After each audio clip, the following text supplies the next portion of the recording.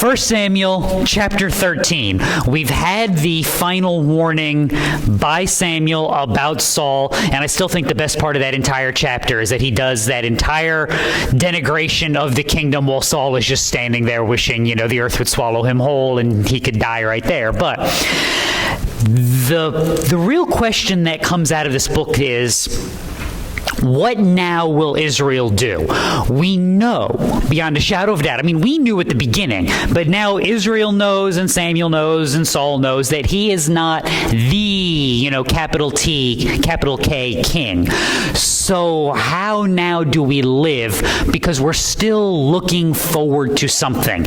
And that's the part of the Old Testament that you always have to remember, is that you're constantly looking forward to the fulfillment. And each time you get the next guy, you have to ask the question, is this the guy? And if he's not, how does this get me closer to the guy that is the guy?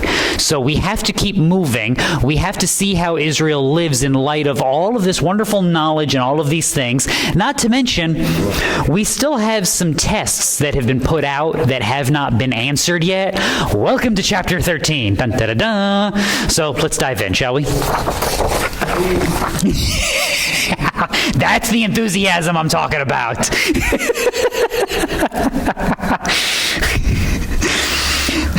You laugh, but there are two, real quick aside, because this just made me think of it. Since I've been tormented with it in my brain, now you have to too. Where I went to high school, there are within a couple-hour drive of two amusement parks. One is Busch Gardens Williamsburg, and the other was like King's Dominion. Same idea. Went to Busch Gardens for years and years and years because my mother, with the hospital she worked in, we could get the discounted tickets. So what would have been a $70 ticket was a $30 ticket, and as a broke high school student, I could afford that with my part-time job. So we'd get the tickets, go off, have a blast.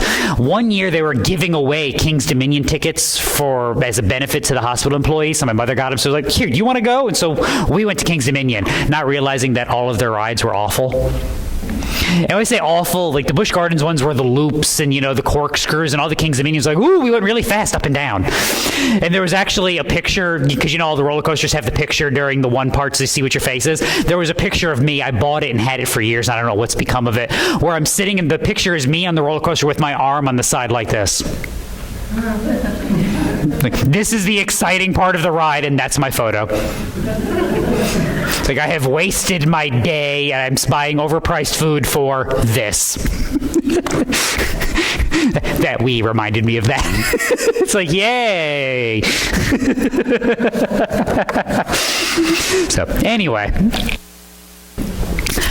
Saul was 30 years old when he began to reign, and he reigned 42 years over Israel. Okay, time out. I thought this was not a great king and that we were being judged and this is bad. Yup. Reminder right off the bat here that God operates with his people and in this world on a different schedule from you and I. See, 42 years is literally a lifetime to me, just about. I'm 43. So to say 42 years of reign by Saul, that's almost my entire life. That's unfathomable to me, that you would just have a king for judgment and he would be given that kind of reign. But this is how God works in the world. It's a different time frame. 2 Peter 3 is always your hallmark for this.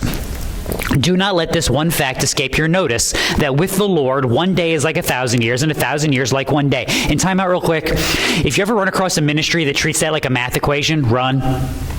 Just in case you're ever wondering, just run. See, God said it'll be 7 days. That'll be 7,000 years. That's not how this works. That's not how any of this works. Your Bible is not a math book. It doesn't work that way. Just stop. Okay. Sorry. The Lord is not slow about his promise, as some count slowness, but is patient toward you, not wishing for any to perish, but for all to come to repentance. Meaning what? Meaning, when will this stuff stop spinning and happening like it does? When the kingdom is complete. When all of God's people have been called home, and then all of sin will be judged, and that will be it. Until then, we wait and we hope, trusting in the God who is and was and is to come. You have to remember that now Israel, we've talked about this before, if you are a faithful Israelite, chapter 12 of 1 Samuel should be a lot of comfort. Because even though we have this judgment because of this sin, even though we have the wrong guy as king, what were they told? Now live.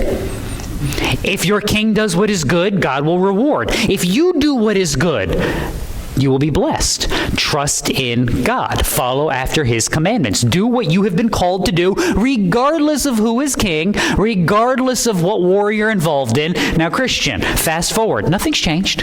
The kingdom is still being built. God is still operating according to the schedule that he has laid down, not the one that you would prefer. Therefore, be faithful. The Spirit is guiding. The word has been proclaimed. You know what you've been called to. Trust in him. Why? Isaiah 55. My thoughts are not your thoughts, nor are my ways your ways, declares the Lord. For as the heavens are higher than the earth, so are my ways higher than your ways, and my thoughts higher than your thoughts. This is part of the difficulty of living in the world, is it becomes really, really easy to focus on all the things of the world and to forget that we're living for a better kingdom, to forget that we have a long game that is being played out. It's real simple to get caught up in the day-to-day minutia and all the things, because let's be honest, there's a lot of things, aren't there? Yeah, every time you turn around, it's something else. And yet, I mean, I'll pick on me because I did this last week. Was it last week? Yeah, see, how many times have you done that? Wait, did that happen last week or 2 weeks ago, or was that last month? Who are you people? I don't know what's going on. Yeah. Cameron and I were nursing along the washing machine because it was still working. And then it stopped. And it's like, I don't want to do this anymore. So, like, guess who buys a new washing machine? Guess who didn't want to buy a new washing machine? Yeah. There's an expense I don't want to plan on. There's a day I don't want to have to deal with. There's all these little things, and I have those things day in and day out, and you have those things day in and day out. Now stop. As you deal with those, you have to continually keep one eye on the kingdom of God. Easier said than done, fully admit. But this is the day that the Lord has made. Rejoice and be glad in it. Meaning the trials, the tribulations, whatever they may be, are for your edification. They're for the building up of your patience, for the building up of your trust, for the building up of your strength, so that you remember that this world is not your home and there is coming a good kingdom in which righteousness dwells. That's Israel. That's the picture here with Saul and 4 decades of reign. So now what? Verse 2. Now Saul chose for himself 3,000 men of Israel, of which 2,000 were with Saul in Michmash. Great name. We need to name more places Michmash. In the hill country of Bethel, and it's probably not pronounced like that in Hebrew. I'm just not looking up the exact Hebrew spelling right now, and I'm enjoying the English spelling, so there you go. While 1,000 were with Jonathan at Gibeah of Benjamin, but he sent away the rest of the people, each to his tent. Why do you care about any of that? Well, because that actually marks a transition in the book of 1 Samuel and in the history of Israel. That's basically a standing army, which is the first time in Israel's history they've ever had a standing army. 1 Samuel chapter 8.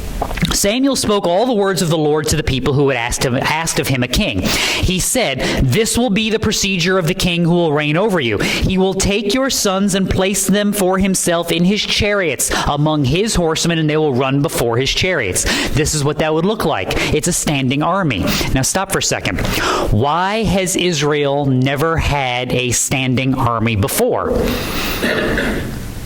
Stop, think, come up with your answer, commune amongst yourself. The answer is found in Exodus chapter 14. Moses said to the people, "Do not fear, stand by and see the salvation of the Lord, which he will accomplish for you today. For the Egyptians whom you have seen today, you will never see them again forever. The Lord will fight for you while you keep silent." This has been Israel's history. This has been their security and their protection. So they come into the land. What secures your borders? God. What ensures your prosperity? God. Why don't we have a standing army? Well, because God protects us. God fights. As long as we focus on our faithfulness to the calling that God has given, he works out the rest of that. There's nothing we have to worry about. Christian, there's a one-to-one with that for you. So you don't have a holy nation in which you live. Israel's a picture of that, but you're not in that. So what do? You focus on living your life faithfully. God secures the rest. God secures his kingdom. God protects his people. God ensures your salvation is accomplished by his work. You live faithfully, not having to worry about those details because you don't have to, because those are the things that God does. Your job is waking up each morning and figuring out, how do I serve God according to the gifts that he has given me, according to the grace that he has provided, and according to whatever opportunities that he has presented to me today. And by the way, those opportunities come in both positive and negative. So just like you have positive and negative reinforcement, positive reinforcement, you do the right thing, you get a cookie. Negative reinforcement, you do the wrong thing, we smack you with the cookie. Hey, cookies are awesome, right? Oh, I was going to eat that. Because that's a double punishment. Not only did you get smacked, but now the cookie is gone and nobody gets to eat it. So now everybody's sad twice. This tracks. I'm going to start punishing my kids with cookies now. Frisbee them at them from across the room. See, I wouldn't be able to do that because, see, John is laughing because she'd see me grab the cookie and get to throw it at her. She'd be like a golden retriever. She'd just turn into that. I got it. And if she ever actually caught one in her mouth, the joy of the squeal that she would make because she actually caught it, it'd just be like, ha! It's so my child. She is my child. My wife is nodding because it's like, yep, because I would do the exact same thing. This is why you can't do it like this. Anyway. I should have warned you guys it was going to be a day. I have been doing entirely too many house projects the last 2 weeks. I am exhausted and I hurt and I have no idea what we're doing anymore. But you live faithfully both in the positive things of the world, the rewards and the blessings that God has given you, and in the negative things in the world, the trials and the discipline that he provides, because both are good for you. Why? Because you're in Christ. Therefore, the negative things, the things that are meant to purify you, the things that are meant to strengthen you, are good for you. The trials strengthen you. They prove your faith. The discipline purifies you. It weans you off of sin and puts you back on the right path. So both in the positive and the negative, you live faithfully and you rejoice. Verse 3. So we've got a standing army. We've got Saul. Jonathan smote the garrisons. Yes, there is smiting. Always rejoice in the smiting, right? Jonathan smote the garrison of the Philistines that was in Geba, and the Philistines heard of it. Then Saul blew the trumpet throughout the land, saying, "Let the Hebrews hear." All Israel heard the news that Saul had smitten the garrison of the Philistines, and also that Israel had become odious to the Philistines. I'm going to pause real quick. Two things. One, I still contend that is the wrong use in English. Shouldn't it be smited? Smitten means that he's fallen in love with him, right? See, this is why you have to update English translations. See, because I just lost my place. Saul had smitten the garrison. He was like, oh, he's so cute. And now you'll read all the battle scenes like that from now on in your Bible. You are welcome. But yeah, that should be smited. I'm just going to die on that hill just because that's how my brain works and I am what I am.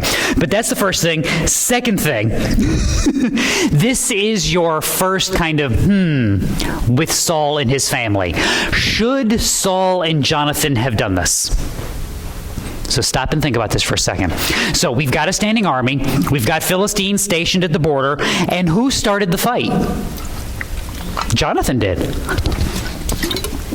Jonathan smote the garrison of the Philistines that was in Geba, and then Saul has got to draw in the army. Now, pause for a second. Should Jonathan have done this, and should the rest of Israel be freaked out that now Saul is drawing even more people into the conflict? The answer to the first one is yes. The answer to the second one is no. And here's why. Should Jonathan have done this thing? Yes. Why? Israel, what are you supposed to be? You're supposed to be the people of God. As you are the people of God, you have now been assembled under this leadership to do what? To allow the Canaanite and the Philistine to live in your land and be prosperous. No. You're supposed to do what to them? They're supposed to be removed completely from the land. This was the failure of the book of Judges, is that Israel goes into the land and does not remove all of the Canaanites from the land, and instead they become a snare to them. Now that you have a king, even if it is the wrong guy, even if it is because of the sinful thing that you have started with, should you then take the gift that God has given you of this king and not use it?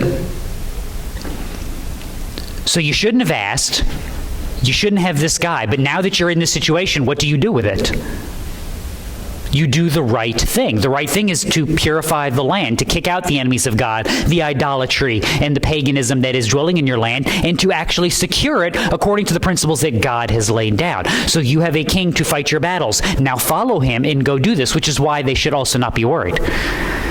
Because if Saul has been placed by God and Saul is not doing anything untoward, then the promise from chapter 12 still holds true. That as you follow after this king, you follow after the good commands of God, God will secure his people and bless them, because that is what he has promised to do. So you can rejoice and rest in the fact that you are doing a good and right work, even in the midst of sinfulness and judgment all around you.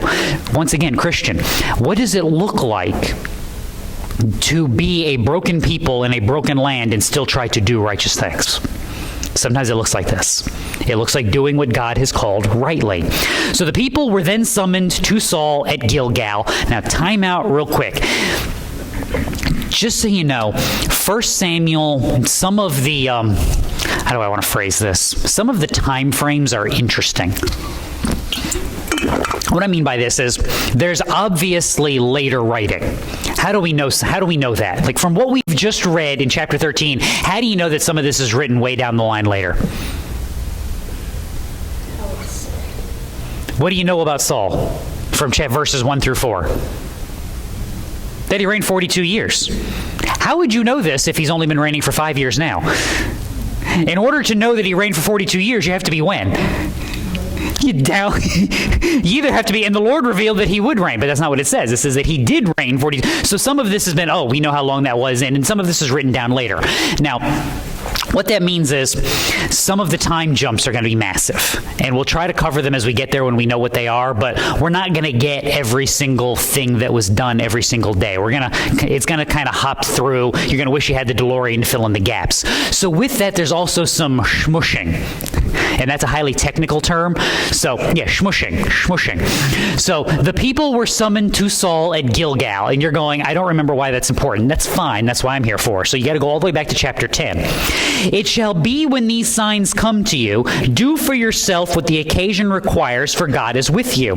You shall go down before me to Gilgal, and behold, I will come down to you to offer burnt offerings and sacrifice peace offerings.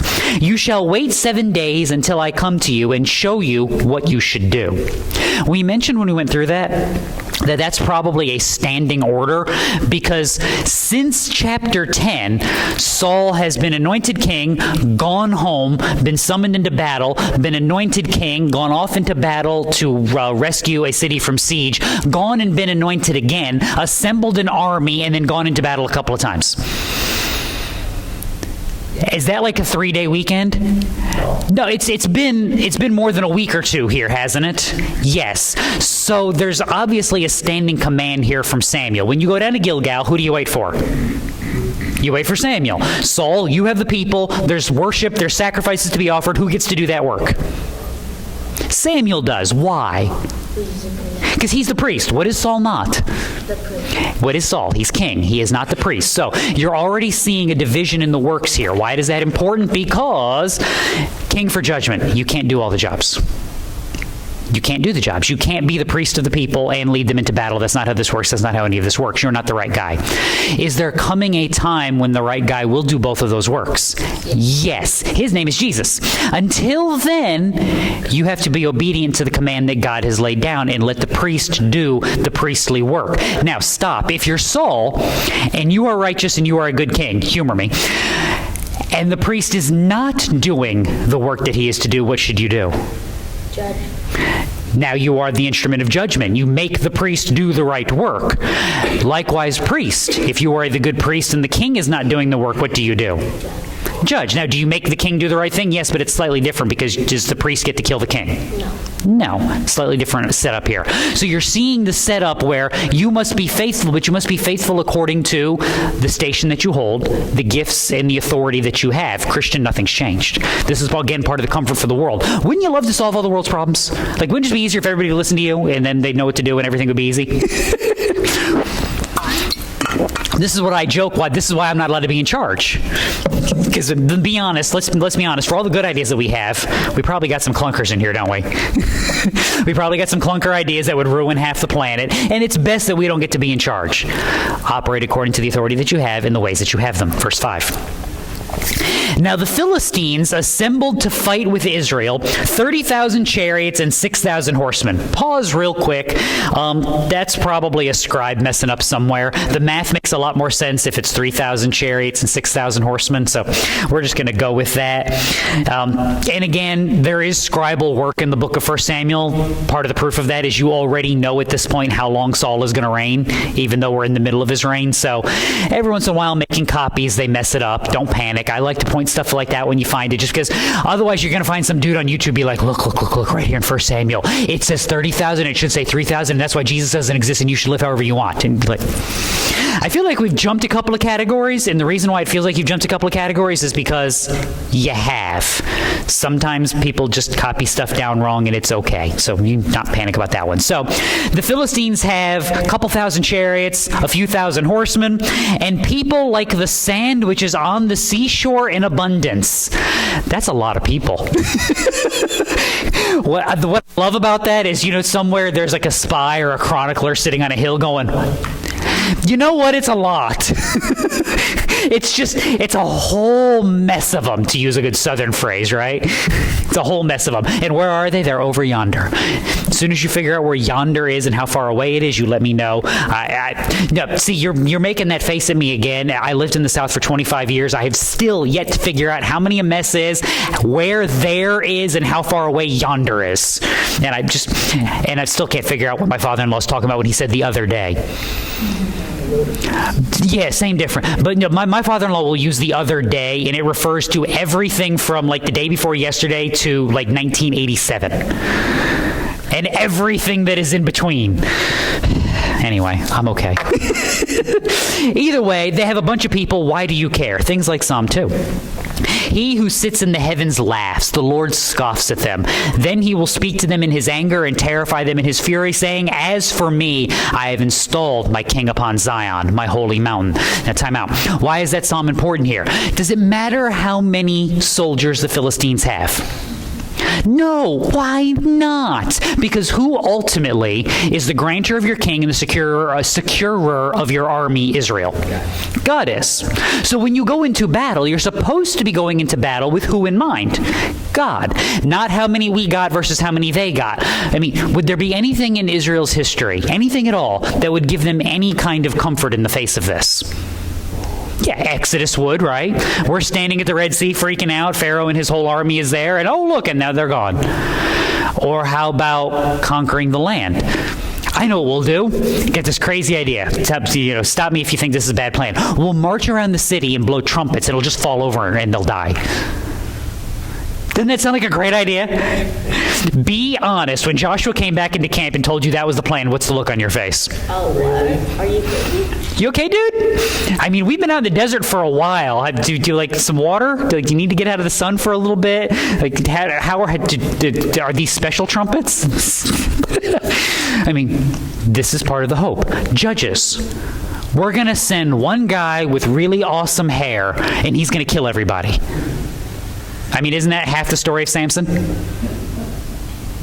Like, he uses the right conditioner and we can kill all the Philistines. Maybe we'll take a guy and we'll whittle down his army to 300 people and he'll just go kill all the enemy. This is Gideon's story. I mean, at the end of the day, the entirety of Israel's history is what? God securing and protecting his people. And the reason why I'm pointing these out from the perspective that I'm doing it is because from the world's perspective, these things are utterly ridiculous. Utterly ridiculous. And they're supposed to be, because they're not supposed to be built on worldly standards of trust and accomplishment. So this goes all the way back to the beginning. We did this on Wednesdays going through it. You get the war of the kings, the 5 kings versus the 4 kings with Sodom and Gomorrah and the whole bit, and then the 5 kings kill the 4 kings, or the 4 kings kill the 5 kings. I can never remember which one's which. And these 2 massive armies are just slaughtering each other, and Lot gets taken captive. And Abraham hears about it and musters up 300 men and goes off and defeats these armies and conquers and saves Lot. That's not supposed to go down like that. but God is with him, and God has promised him, and God has secured him. Therefore, there's no fear, and it will be accomplished. This is what Israel is supposed to have in the back of their brain. Christian, this is what you're supposed to have in your brain as you go out, that God has promised me a place in his kingdom, that as I live faithfully, trusting in the guiding of the Spirit and the accomplished work of Christ and testifying to his goodness and mercy, that my place is secured regardless of what happens into the world. Therefore, it doesn't matter what happens in the here and now, because my eternity is secure in Christ. Therefore, I live. Israel, welcome to your first test in that. So, they came up and camped at Michmash, east of Beth-aven. And everybody goes, oh, that makes perfect sense. Okay, let's have some fun. All right, so Michmash, and I just like saying that, so, is 7 miles north and east of Jerusalem. Beth-aven is about a mile south and west of that. So, east of Beth-aven makes sense there. Gilgal, which is where they summoned everybody together, is somewhere between Jericho and the Jordan River. So that would be south and east of Jerusalem, moving out of the land of Israel. Geba, which is where Jonathan went and slaughtered the garrison of the Philistines, is 1.5 miles south and west of Michmash. So if you're following, just kind of keep moving north from Jerusalem. Everybody's within a couple miles of each other, except for Saul's army. But they have moved down towards the as the water and everything would flow towards the Jordan. That would be a problem, because if everything funnels down to where the Jordan River is, where would you rather be? Saul's army with the river behind you and the army in front of you, or the army that's pressing in on everybody towards the river? That may or may not be fordable, depending on the time of year it is. I don't know about you, I'd rather be the army that's on the high ground marching down. That's the Philistines. That's important because of what's going to come next. When the men of Israel saw that they were in a strait, for the people were hard pressed, then the people hid themselves in caves and thickets and cliffs and cellars and pits. So they're in a bit of a panic here, because they have moved out of any of the hill country and are down as everything flows to the Jordan, whereas the Philistines are now in pursuit. They have the advantage here. Verse 7. Some of the Hebrews crossed the Jordan into the land of Gad and Gilead, but as for Saul, he was still in Gilgal, and all the people followed him trembling. Now, this is my favorite part. Who are the people who are with Saul again? 1 Samuel chapter 8. You will cry out in that day because of your king whom you have chosen for yourselves, but the Lord will not answer you in that day. See, all the mighty men of Israel are who's supposed to stay with Saul. He's blown the trumpet and all Israel has come out. So, I mean, let's be honest. You hear that Saul has called the army to go fight the Philistines. Who answers the call? Timid, hiding people, or people who want to go get some vengeance for the Lord? Yeah, they're the ones who have all streamed out to Saul. And tactically, some mistakes have been made. You know what I think is best to do now? Let's go hide in a hole in the ground. These are the brave ones in Israel? These are the mighty men? What would it look like for the people to have a weak trust in God, and for the judgment of God to be falling in the midst of this king assembling his work? It looked like this. The people that didn't run away and hide are sitting there scared to death. What could possibly go wrong? Other than everything, so. Remember our test, verse 8. Now, he waited 7 days according to the appointed time set by Samuel. So you're Saul. You're sitting around with this army. The Philistines are pressing in on you. Some of your army is running away and hiding. Some of your army is running away. Like when you cross the river and go into a whole different area, they completely deserted. And the ones that haven't done that are planning on doing that. And you're waiting for Samuel to come along to offer sacrifices, encourage the troops so that you can then march into battle with the blessing of God. So you've waited the 7 days according to the appointed time set by Samuel, but Samuel did not come to Gilgal, and the people were scattering from him. So Saul said, "Bring to me the burnt offering and the peace offerings," and he offered the burnt offering. Why? What would it look like again to put your trust in your army your trust in your strength, your trust in the things of this world, and forget the God who has rescued you. Now, why is this important? Remember one of the hallmarks of Saul's reign at the very beginning. So, how much of Israel knew that Samuel was a prophet? All Israel, right, from Dan to Beersheba, knew that Samuel had been a prophet. For how long? Borderline from the time he's a little kid, God starts appearing to him, and now that he's old and, his sons do not walk in his ways. And yet, does Saul know who he is? Saul's 30 years old when he becomes king. Samuel's been a prophet since before he was born. Saul walks into town. Do you guys know the seer? Oh, there he is. Yeah, I don't know who he is. I don't know where he is. I don't know what he's doing. Saul has never, I'm going to mess this up so bad. Saul has never laid eyes on Samuel before that day that he sees him walking up to the high place. That's a red flag for Saul, that you don't know who the priest and prophet in Israel is. How many times have you been up to the high place to worship? How many times have you been to the tabernacle to offer sacrifice? How many times have you been a part of the worship of the people of Israel the way that God has commanded them? And the answer is 0. 0 times. His entire life. Now, stop for a second. You're big, you're strong, and you're handsome. How much of Saul's trust are in the things of this world? 100%. Lots of them. So now you're here, and for the first time in your life, things are going really, really badly. I mean, the last time we went off into battle, what happened? Like, we showed up, slaughtered the enemies, and everything was good. And suddenly it's not going so well. Like, tactically, we're in a bad spot. My kid is annoyed the Philistines a little more just up the ravine, and people are running away, and they're hiding, and Samuel's not around, and I don't know what to do. Stop! All right, King of Israel, what are you supposed to do next? Pray, hope, wait, do what you're supposed to do. There is a way which seems right to a man, but its end is the way of death. It's Proverbs 14. It's also Proverbs 16, by the way. See, and again, are there any examples of what happens when the people of God reject their God and do what they feel like doing in the moment? The answer is yes. There's really good ones, actually. Leviticus chapter 10. You know it's a good Sunday when we read Leviticus. Now Nadab and Abihu, the sons of Aaron, took their respective fire pans. Keep in mind, Leviticus 10 is like right after the end of Exodus. Like, God is still speaking, and they've just anointed the priests, and they've just given them the ephod and the jewels and the whole 9 yards, and they've just offered all the sacrifices. So they've done all of that, and they just leave, and then this happens. They took their respective fire pans, and after putting fire in them, placed incense on it, and offered strange fire before the Lord, which he had not commanded them. And fire came out from the presence of the Lord and consumed them, and they died. It's the best part. I mean, just imagine the hubris and the pride. You have been anointed as priest, you and your brother and your father, and you have been stood before the people, and they slaughtered the sacrifice, and they sprinkled the blood on the altar, and they sprinkled the blood on you, and yes, that was a thing. And you got the fancy clothes and the whole 9 yards, and you've offered sacrifice before God, and the presence of God is shining behind the curtain, oh, by the way, and the people are singing and praying, and all this is going on. You leave, and your thought is, hey, what would happen if we did this? You want to find out? I mean, it's like the ultimate, hey, Bubba, watch this. Like, nothing good ever happens after that phrase, right? Or nobody goes, hey, hold my beer. No.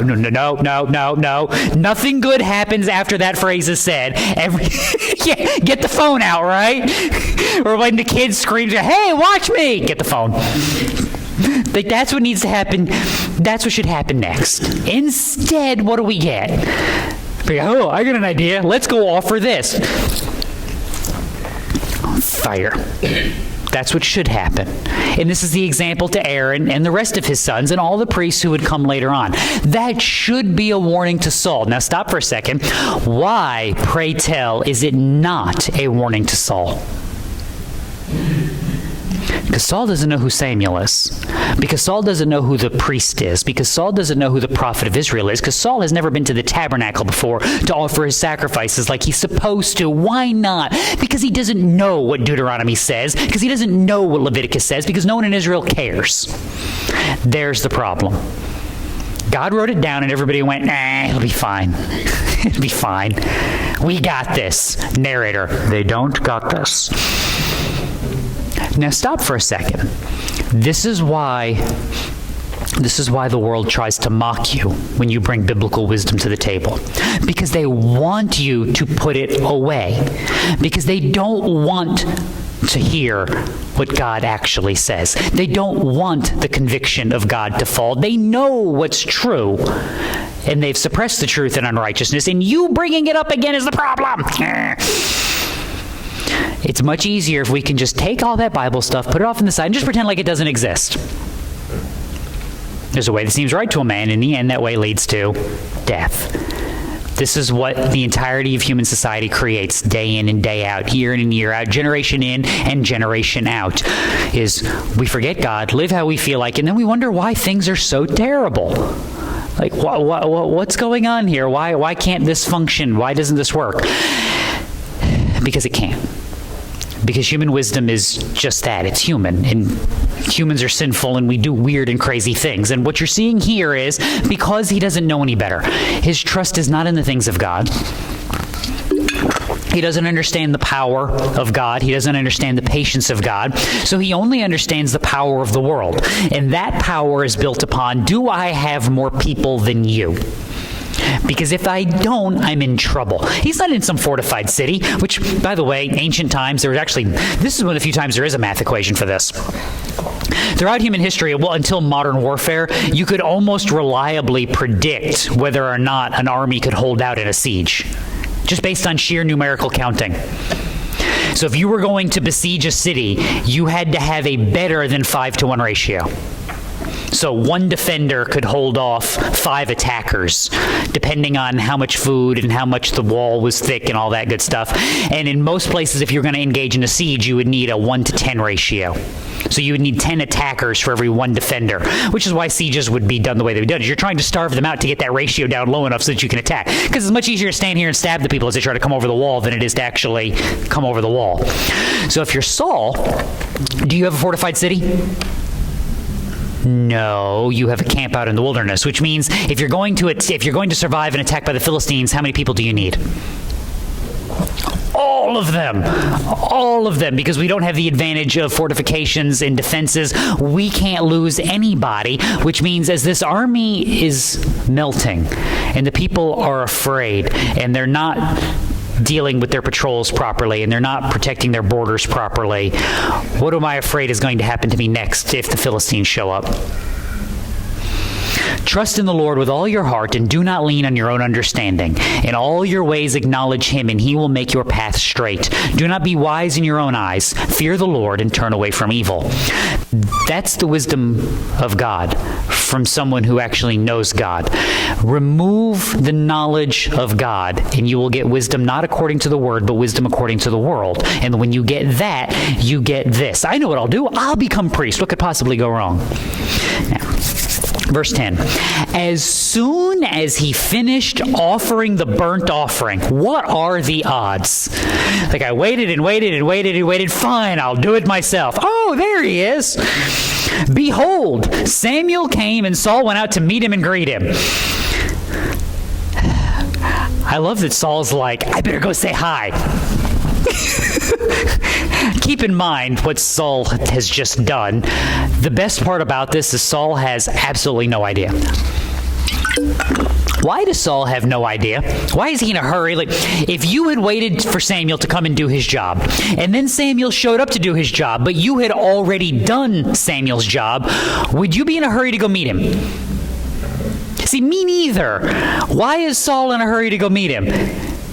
Because he's like a golden retriever come to life. He's like, everything he does is awesome. Like, I did a thing. Let's go say hi. Oh, they're home. Yay! I chewed on the couch while you were gone. Isn't that awesome? You're like, no. Stop chewing the couch. Isn't this great? Why is Saul king? You get one word. Why is Saul king? Because of God. Judgment. Judgment. It's a sinful people asking for a sinful thing, and they've been given a sinful king. I like that rhyme. Almost like I planned it. I promise I didn't. It's not written down. What would judgment look like? It looks like this. This is part of the recurring theme of this book is, and why we're going to contrast a lot of what goes on with Proverbs and Ecclesiastes and in the New Testament things like James, is wisdom comes from God. Wisdom comes from the knowledge of God and the knowledge of His Word. If you do not have the knowledge of His Word, which if you're Saul would be the bare minimum, Genesis, Exodus, Leviticus, Numbers, and Deuteronomy. If you do not have knowledge of that, you can't be wise, which means you're going to be a nitwit. I chewed on the couch. Didn't I do a good job? That's what you have here. He can't help himself. Now, be comforted. They can't help themselves. They can't. They can't. They've decided this is good. Isn't this amazing? No. What do? You point to the truth and you testify rightly.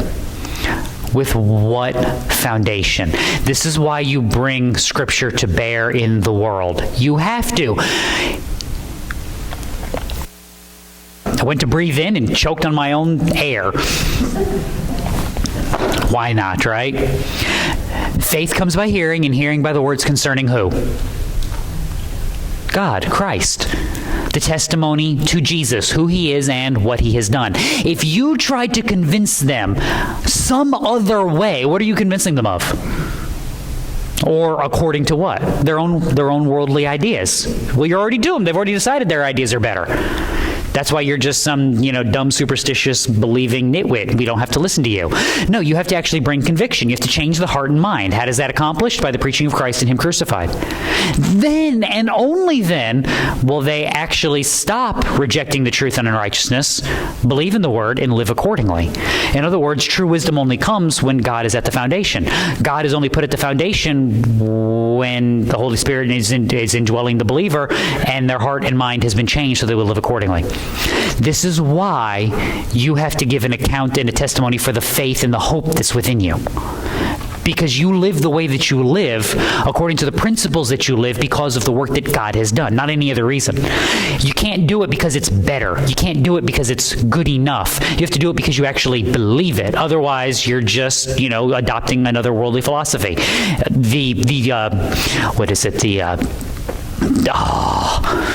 Why does my brain do that to me every time? The word, anybody else ever have this? Like the word pops into your head and you go to say it, and right when you go to say it, it just runs away. It's like, no, come back.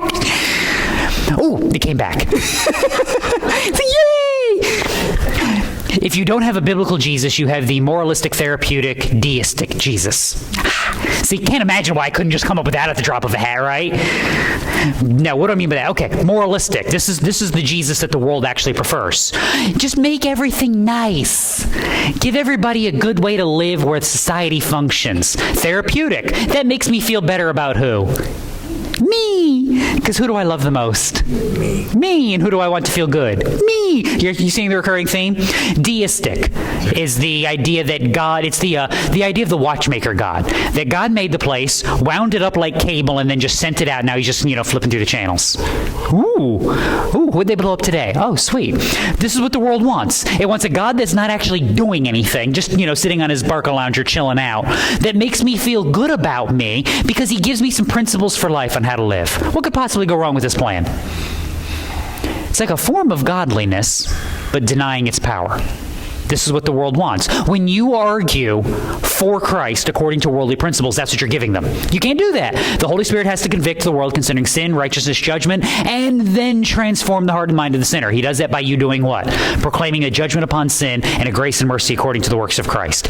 Outside of that, there will be no biblical wisdom. Outside of biblical wisdom, there will be foolishness. Because how does Psalm tell you? The who has said in his heart there is no God? The fool. This is why I use the words that I do. I know it bothers some of you that I call sinful people nitwits and I call us fools, but the Bible did it, not me. This is why I actually like the NASB over the ESV, because I know the ESV, maybe it's not the ESV, I don't know. But the NASB at least protects us a little bit by translating harlotry as opposed to the harsher words that are used in some English translations, and that saves me a smidgen. But foolishness, idiocy in the world is what you get when you lose God as the foundation. You have here a king for judgment. You have a people that has asked for a sinful thing. There's gonna be some stupid decisions because that's just what goes on. There's no wisdom. There's no thought process. Again, and it's gonna look like I chewed on the couch. Aren't you proud of me? So here you go.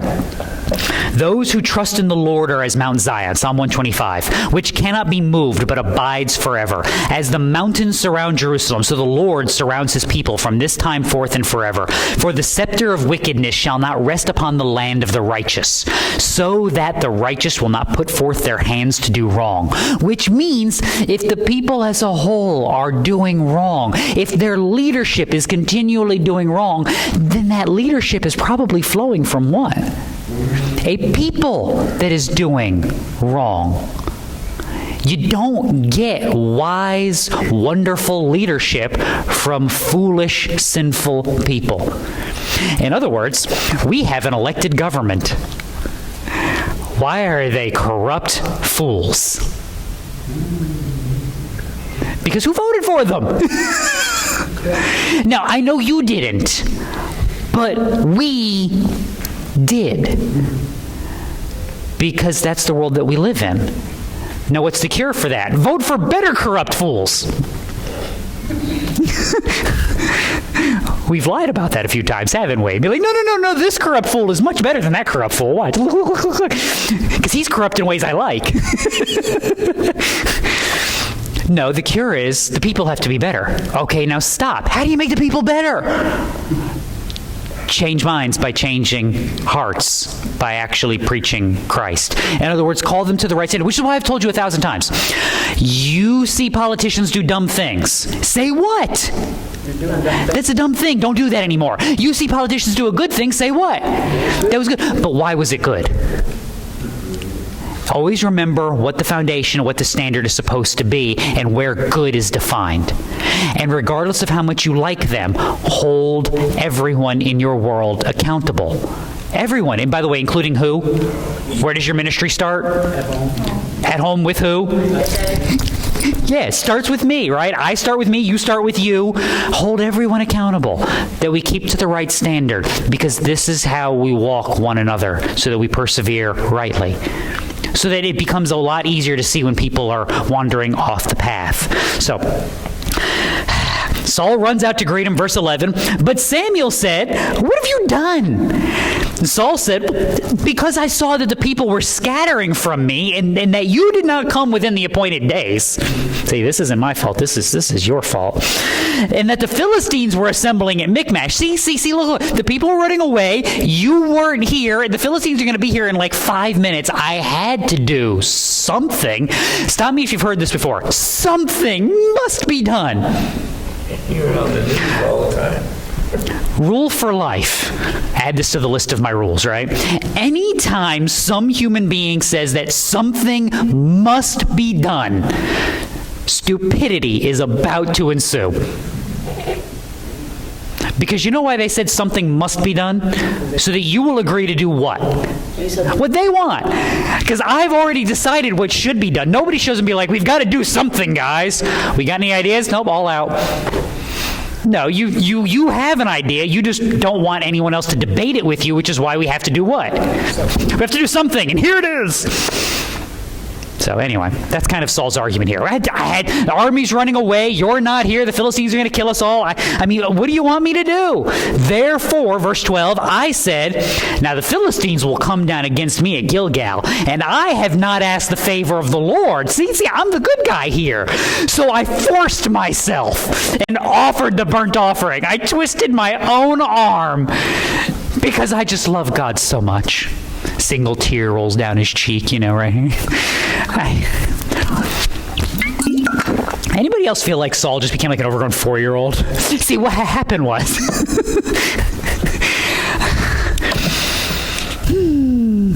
Okay, let's move back here a little bit. What is the entirety, just beyond all the silliness here, what is the entirety of the focus of Saul here? Better yet, where is it? Yeah, I have no army. You left me by myself. The Philistines were coming against me. They're going to... I didn't ask, and so I had to do your job because it's not possible for me to ask the favor of God without doing your job. It's not possible for me to be obedient to God without being disobedient to the prophet of God. Yeah, that's my story, and I'm sticking to it. The reason why I say things out loud like this is because this is one of those forgotten things in the world, is sometimes you just need to say the bad idea out loud so your brain can go, ooh, that sounded a lot worse when I actually said it. Because how many times have you done that? You've thought about it, you've planned it out, and then you go to lay out the actual plan, and you're going, did I have a stroke? Like when I was thinking this through, like whose idea was this? This was your idea. Now,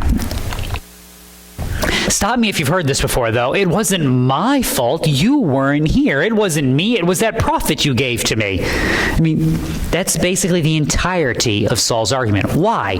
Proverbs chapter 9. Give instruction to a wise man, and he will still be wiser. Teach a righteous man, and he will increase his learning. The fear of the Lord is the beginning of wisdom, and the knowledge of the Holy One is understanding. For by me your days will be multiplied, and years of life will be added to you. If you are wise for yourself, and if you scoff, you alone will bear it. Now, time out. Give instruction to a wise man, and he will be wiser. Teach a righteous man, and he will increase his learning. Give instruction to a fool, and he will be... A fool. Because he's what? A fool. And teach a sinful man, and he will be sinful. Here you go. What are you capable of justifying? What are you capable of convincing yourself? What are you capable of telling yourself was a good idea? I had to. Just look at the situation. What do you want me to do? Follow God. Be faithful. Now stop for a second. Saul. What was the alternative here? And this is also a good exercise for you, Christian, in the world in general. What was the alternative for Saul? Don't usurp the power of the priest. Let the army run away. And what's the worst possible outcome? You die. You die. You, the anointed king of Israel, you die. The Philistines overrun the land. Then what happens? Now stop for a second. This is why I say, and then what happens? Because, so you're Gideon, right? We're going to go into battle against the enemies of God. I've only got 300 people. This is a terrible idea. But God is with us. So why do we go? Because wait for it. God is with us. Our 300 are more than enough. Because God is with us. Because God's not going to allow his people to perish. He has raised Gideon up as a judge and deliverer to actually conquer the enemies. Therefore, we're good. Saul, why are you king? To go fight the battles. How do you know God's with you? Well, what did you just do? Like, what did you just do? You fought the battles. You won. You were successful. God is delivering the people by your hand. Trust in him. Do the good work. Fight the enemies of God. And trust how that works out. And if you die in battle, know what? Why are you king? What made you so stinking special that you should become king? So what can God do? You live faithfully. You trust in the kingdom that he's building eternally. And if your work on earth is done, what will God do when it's time to continue that work? He'll raise up somebody else. I mean, this is why this is why knowing the little song about all the judges is so important. Because each judge gets raised up. And then they live. And then they die. And then what happens? A new judge is raised up. Moses goes up the mountain and dies. Now what? There's Joshua. Aaron dies. He's got children. We have priests. Eli is terrible. We have Samuel. There's always the work of God raising up the next person because he will always have his testimony. He will always have his people. If you're Saul, this is a call to be trusting in something beyond you, beyond what you can see, feel, taste, and touch, but to live for God in the midst of difficulty, in the midst of struggle, and know that you can trust God to work out the details. You can trust God to build up his kingdom and secure it. That's why Samuel says this in verse 13. Samuel said to Saul, "You have acted foolishly. You have not kept the commandments of the Lord your God, which he commanded you, for now the Lord would have established your kingdom over Israel forever." Wait a minute. He couldn't. I thought the kingdom was supposed to come from Judah. It was. But God would have established Saul's kingdom forever if he was faithful. See the problem? What human being is capable of this level of faithfulness? Follow God, trust in him always, never waver from the law. How you doing? Yeah, no chance. I mean, we know Genesis 49, we know the promises that's going to happen. At the end of the day, Christian, this is not about your obedience, it's about your trust in God, because your trust in God is actually what fuels and builds your obedience. So, Micah 6, "With what shall I come to the Lord and bow myself before the God on high? Shall I come to him with burnt offerings, with yearling calves? Does the Lord take a delight in thousands of rams and 10,000 rivers of oil? Shall I present my firstborn for my rebellious acts, the fruit of my body for the sin of my soul? He has told you, O man, what is good. And what does the Lord require of you but to do justice, to love kindness, and to walk humbly with your God?" See, Saul can't do that because what's he focused on? Everything but God. Therefore, his kingdom was doomed from the very beginning. This is just the fruit of it. And keep in mind, we're at the very beginning here. So verse 14. "But now your kingdom shall not endure. The Lord has sought out for himself a man after his own heart, and the Lord has appointed him as ruler over his people, because you have not kept what the Lord has commanded of you." Now, Saul's failed. He's being rejected. He will be replaced. Fun little note. Do we have any idea who this king is? Does Samuel have any idea who this king is? No. But what's the trust? I don't know. You don't know. Who knows? "Therefore, O kings of the earth, show discernment. Take warning, O judges of the earth. Worship the Lord with reverence. Rejoice with trembling. Do homage to the Son, that he not become angry and you perish in the way. For his wrath may soon be kindled. How blessed are all who take refuge in him." See, Samuel, at the end of the day, doesn't know who the next king will be. He just knows that God will build and redeem his people. And his trust in there. And he knows that God will judge the sin. And his trust is there. Christian, welcome to your world. That as you live faithfully, trusting in the God who has built and is building his kingdom, who has redeemed you and is strengthening you and has promised you a place, and you know who that king is. And you know that he will rule and reign. Yeah, but in the meantime, I get it.